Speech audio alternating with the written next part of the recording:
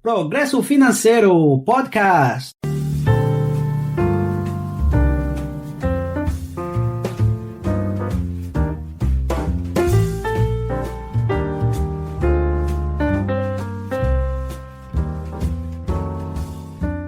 Olá! Hoje a gente vai mergulhar numa coisa que, assim, todo mundo tem, mas talvez poucos realmente entendam ou usem para valer: a nossa mente subconsciente. Para essa nossa conversa, a gente está se baseando em uns trechos de um livro bem conhecido, né? O Poder da Sua Mente Subconsciente, do Joseph Murphy. E a promessa dele é forte. Diz que dá para aprender como os nossos pensamentos, as imagens que a gente cria na mente, podem mesmo moldar o nosso destino. Então, a nossa missão aqui hoje é tentar, desvendar um pouco dessa dinâmica entre o consciente e o subconsciente e ver como, segundo Murphy, a gente pode direcionar esse poder todo para melhorar a saúde, as finanças, relacionamentos, enfim, a vida como um todo. Ok, então vamos começar a abrir isso. O básico de tudo, pelo que entendi, é a ideia de que a gente tem uma mente só que ela funciona em como se fosse dois níveis, né? O consciente, que é o racional, o que a gente usa para decidir as coisas do dia a dia. Exato. E o subconsciente, que é mais fundo, irracional, subjetivo. Como é que isso funciona na prática? Pensa assim, ó. A mente consciente seria tipo o capitão no comando do navio. É quem escolhe para onde ir, dá as ordens, que são os nossos pensamentos, né? Nossas decisões. Tá, aí o subconsciente é como se fosse a tripulação lá na sala de máquinas. Eles não ficam perguntando, mas por quê? Eles só executam as ordens. Fazem o navio, que é o nosso corpo, nossa vida, se mover naquela direção. Entendi. E ele controla um monte de coisas sem a gente nem pensar, né? Funções vitais, tipo respiração, batimento cardíaco, digestão, tudo no automático. E é também onde ficam as nossas emoções, a memória mais profunda e, segundo Murphy, uma força criativa gigantesca. Faz sentido a analogia. Então a chave está na ordem que esse capitão consciente dá. É isso? Exatamente. A dinâmica principal que o material descreve é essa, os pensamentos que a gente tem direto, sabe? As crenças que a mente consciente aceita e fica repetindo, elas acabam sendo impressas no subconsciente. Impressas. Isso. E uma vez que está lá, impressa, a ideia é aceita como verdade. Aí o subconsciente começa a trabalhar para trazer aquilo para a realidade. E o ponto importante é, ele não julga. Para ele não importa se a ideia é boa ou ruim, útil ou prejudicial. Ele só executa. É um servo muito poderoso, mas neutro, né? Em relação ao que a gente manda. Nossa. E essa ideia dele simplesmente aceitar o que chega, isso leva para um ponto que o livro bate muito na tecla, a sugestão. Parece que o subconsciente é muito sugestionável, né? Extremamente. Ele funciona em grande parte pela sugestão. O material até usa uns exemplos de hipnose para mostrar isso de um jeito bem dramático. Ah, é? Sim, tipo, pessoas agindo como bicho ou sentindo uma dor, um frio que não existe de verdade, sabe? Ou até reações físicas mesmo, tipo sangramento no nariz, tudo isso só com base na palavra do hipnotizador. Isso mostra, né, segundo a fonte, o poder imenso que uma ideia aceita tem sobre a gente. Caramba. E fora da hipnose, assim, no dia a dia normal, como é que isso aparece? Bom, tem um exemplo interessante no livro, que é o do passageiro no navio que fica enjoado. Se alguém fala pra ele, nossa, você parece pálido, vai ficar enjoado, e ele acredita naquilo, talvez por já ter um medinho, né? Sim, sim. Ele aceita a sugestão e o corpo, pumba, reage, fica enjoado mesmo. Agora, o marinheiro experiente, que tem aquela crença interna forte de que ele não enjoa, ele simplesmente rejeita a sugestão, não afeta ele. Entendi a diferença. E tem outro exemplo, esse é mais forte até, o do homem que falou, sabe, eu daria meu braço direito para a filha se curar. Dito e feito. Ele perdeu o braço num acidente e a filha melhorou. Isso mostra como o subconsciente pode levar as coisas bem literalmente. É meio assustador pensar nisso, né? As frases que a gente fala sem nem pensar direito. Tipo, eu nunca consigo juntar dinheiro. Ou, nossa, chega o inverno, sempre fico doente. Será que a gente tá, dando ordens diretas, sem saber? Olha, de acordo com a visão do Murphy, sim, totalmente. E isso leva para o que ele chama de lei da crença. Ele até cita a Bíblia, né? Tudo é possível ao que crer. O argumento dele é que não é o objeto da fé em si, a coisa em que você acredita, que importa tanto. O que importa mesmo é a crença, a aceitação mental. É isso que dispara a resposta do subconsciente. Então, crença é um pensamento que a gente aceitou. Para aquilo se manifestar, começa. E como é que a gente pode usar isso para o nosso bem, então? Porque, né, a gente está o tempo todo recebendo sugestão de fora, a tal da heterossugestão. E muitas vezes são negativas, vêm desde criança, tipo, você não leva jeito para isso, você vai falhar. Como é que a gente contra-ataca isso? A ferramenta que ele propõe é a autossugestão, mas tem que ser consciente e positiva. É você escolher de propósito os pensamentos e as afirmações que você quer que fiquem lá, gravados, sabe? Tipo, escolher o que imprimir. Isso, o livro dá o exemplo da cantora que tinha medo de palco. Ela ficava repetindo para si mesma: eu canto maravilhosamente bem, tô calma, tô confiante. Ou o caso da senhora que recuperou a memória porque ficava afirmando que a memória dela melhorava todo dia. O ponto central é esse: neutralizar as sugestões negativas, sejam antigas ou novas, e colocar no lugar ideias construtivas, de saúde, de sucesso, de harmonia. É tipo uma reeducação da mente, sabe? E a gente tem o poder de escolher quais sugestões a gente aceita ou não. Nossa, isso abre uma porta muito interessante para a área da cura, né? Essa ideia de que o subconsciente que criou o nosso corpo também pode curar ele. Isso é muito poderoso. O próprio Murphy conta que se curou de um sarcoma desse jeito. Como isso funcionaria assim na prática? O princípio básico que o livro apresenta é que existe uma força curadora universal dentro da gente, sabe? No subconsciente. E ele tende naturalmente para a integridade, para a vida. O processo de cura seria, ele pode ser acelerado ou até retardado pela nossa mentalidade. A fé, que aqui é entendida como essa expectativa, essa aceitação mental da cura, seria o agente que acelera tudo, o catalisador. Tem exemplos disso nas fontes que chamam mais atenção? Alguma coisa mais concreta? Tem sim, alguns bem marcantes. Tem o caso da Madame Birley, lá em Lourdes, na França. Ela recuperou a visão, mesmo os médicos dizendo que os nervos ópticos continuavam atrofiados.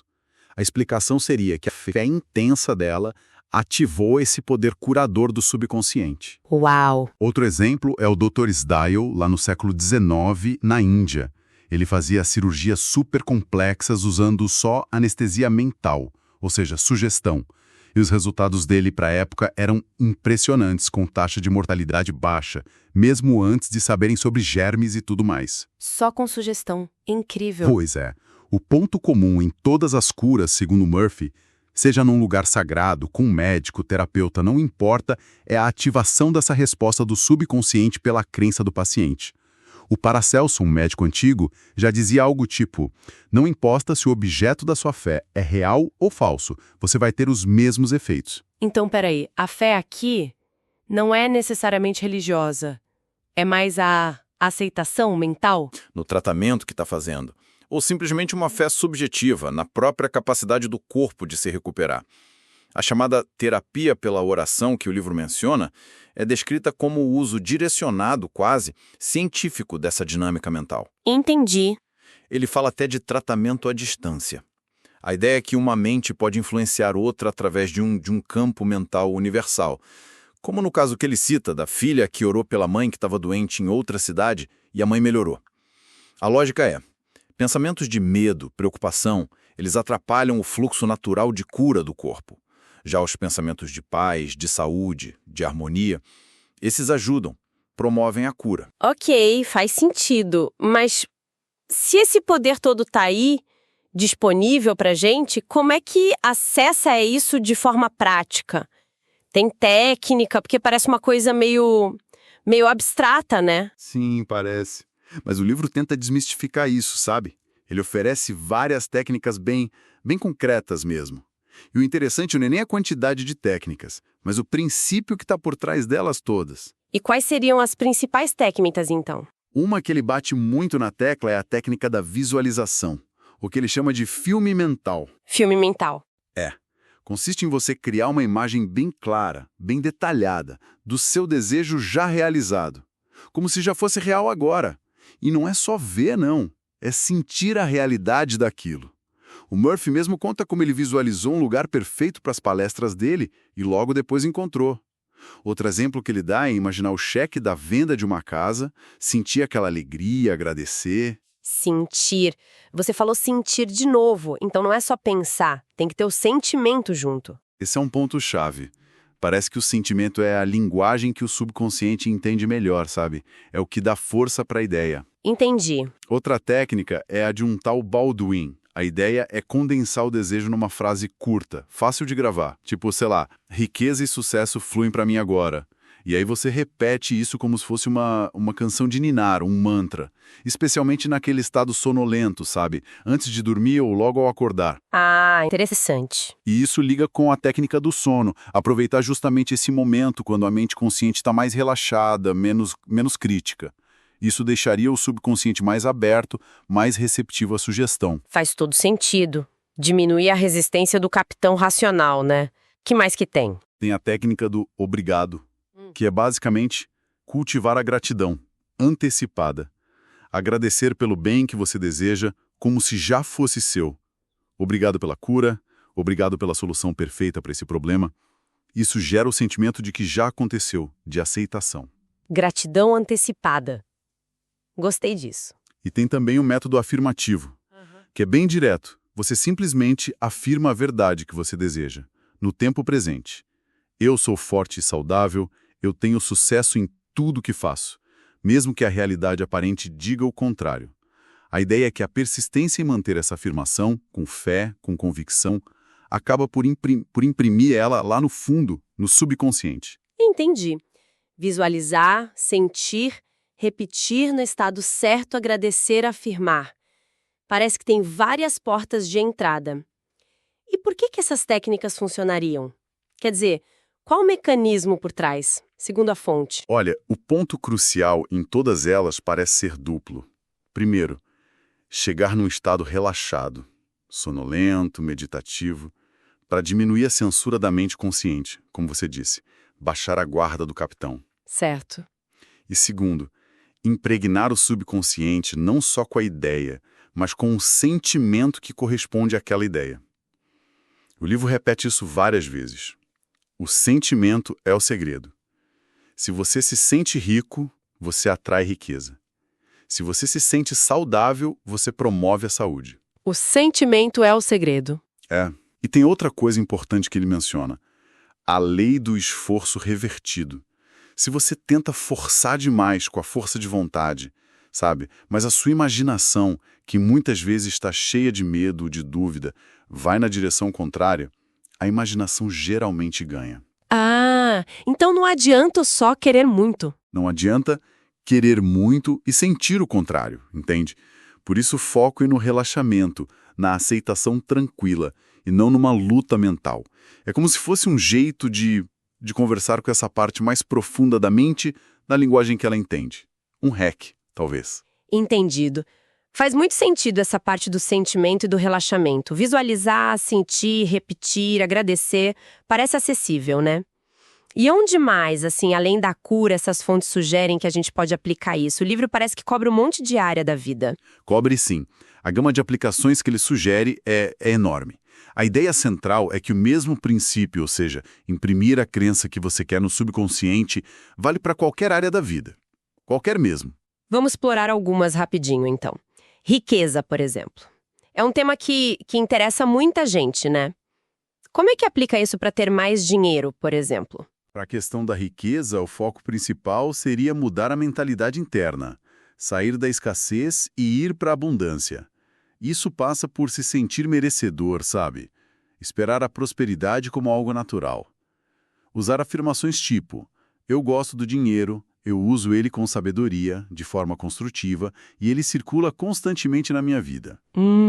E um ponto crucial que o livro alerta é: cuidado com a inveja, com o ressentimento em relação a quem tem mais dinheiro.